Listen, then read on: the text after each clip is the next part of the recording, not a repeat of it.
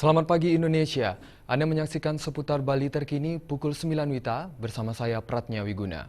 Pemirsa, petugas unit Reskrim Polsek Denpasar Selatan meringkus pemuda asal Banyuwangi, Jawa Timur karena melakukan pencurian di sebuah rumah kos wilayah Sidekarya.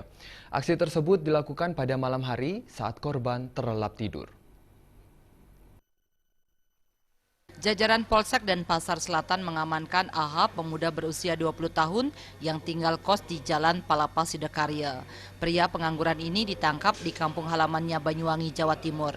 Pengejaran terhadap tersangka berdasarkan laporan 4 korban yang merupakan tetangga kosnya karena kehilangan sebuah sepeda motor dan handphone.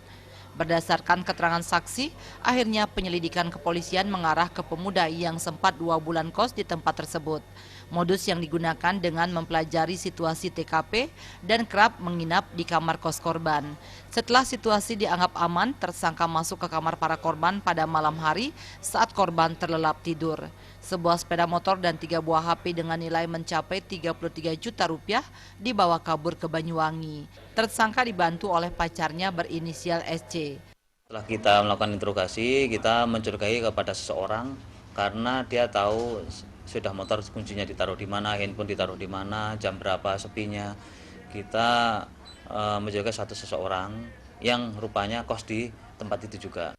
Mencari posisi, akhirnya kita amankan pelaku ini di rumahnya di Banyuwangi.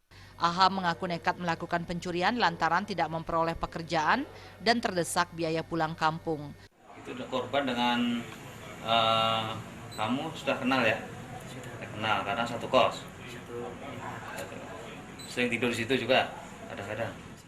Akibat perbuatannya, tersangka dijerat pasal 363 KUHP dengan ancaman 7 tahun penjara. Kini polisi masih memburu SC yang memiliki peran sama dalam aksi pencurian tersebut. Raiswantara dan Saputra, Bali TV.